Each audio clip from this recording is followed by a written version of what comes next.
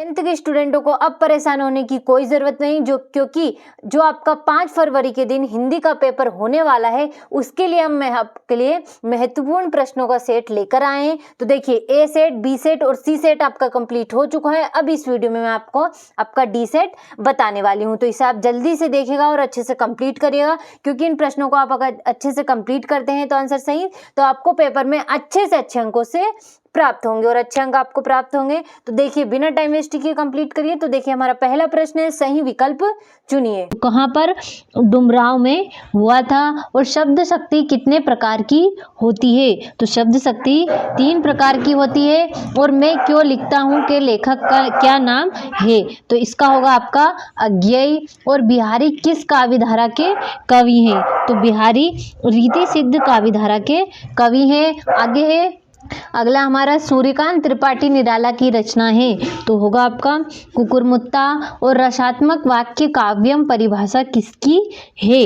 तो इसका होगा आपका विश्वनाथ की है। तो इस तरीके से आपका पहला प्रश्न कंप्लीट हुआ।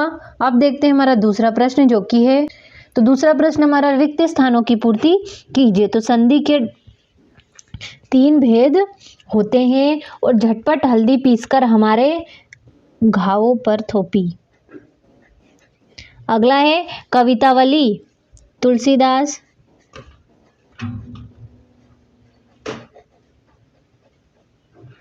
तुलसीदास की रचना है। काव्य की शोभा बढ़ाने वाले धर्म अलंकार कहलाते हैं। और समास 6 प्रकार के होते हैं। और बिस्मिल्लाह खां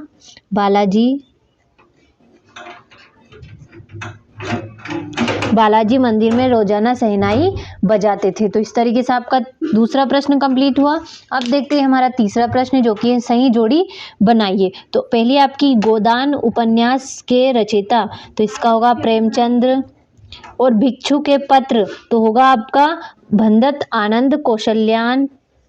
अगला आपका अंधे की लाठी, तो इसका होगा आपका एकमात्र सहारा। अणु बम विस्फोट, तो होगा आपका विज्ञान का दुरुपयोग। अगला है वेगनाथ मिश्र, तो इसका है आपका नागार्जुन का बचपन का नाम। और प्रत्येक चरण में 16-16 मात्राएं, तो इसका होगा आपका चौपाई। तो इस तरीके से आपका तीसरा प्रश्न कंप्लीट हुआ। अब देखते हैं हमारा चौथा प्रश्न जो कि है, एक शब्द वाक्य में उत्तर दीजिए। तो पहले आपके शब्द गुण कितने प्रकार के होते हैं? तो इसका होगा आपका 3 प्रकार के। अगला है हमारा, कोई 2 लोकोक्ति लिखिए। और अज्ञे ने हिरोशिमा कविता कहाँ बैठकर लिखी? तो इसका होगा आपका रेलगाड़ी।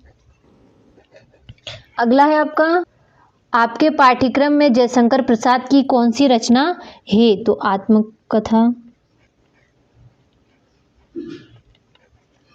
आत्मकथ्य है। अगला है हमारा, संचारी भाव की संख्या कितनी मानी गई है? तो 33।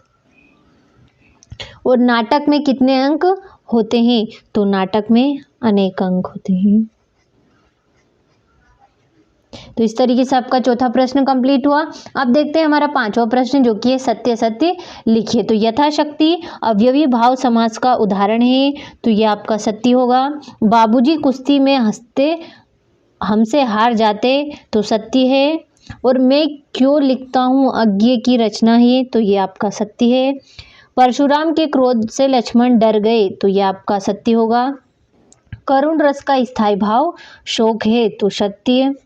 और वैदिक काल में शहनाई का उल्लेख नहीं मिलता है, तो ये भी आपका सत्य है। तो इस तरीके से आपका पांचवा प्रश्न कंप्लीट हुआ। ये देखिए, ये रहा आपका छठा प्रश्न। सातवां हो गया, हालदार साहब पहले मायूस क्यों हो गए थे। आठवां, नौवां हो गया, ये हो गया आपका 10वां प्रश्न। 11वां, 12वां, इस तरीके से आपको इन सभी प्रश्नों को कंप्लीट करना है। ये हो गया आपका 16वां प्रश्न, छंद किसे कहते हैं। 17वां हो गया, रेखाचित्र और संस्मरण में कोई 2 अंतर लिखिए। ये हो गया आपका 18वां प्रश्न। 19वां हो गया। इस तरीके से आपको इन प्रश्नों को कंप्लीट करना है। ये हो गया आपका 22वां प्रश्न जिसमें आपको निबंध लिखना है। और ये हो गया आपका 23वां प्रश्न। तो इस तरीके से आपको इन सभी प्रश्नों को जल्दी से देखना है और कंप्लीट करना है। सभी प्रश्नों को बिना डाउट के कंप्लीट करिएगा, ताकि आपको पेपर में किसी भी तरह की कोई भी परेशानी ना हो और आप पेपर में अच्छे से अच्छे अंकों से पास हो सके। तो बिना डाउट के सारे क्वेश्चनों को कंप्लीट करिए।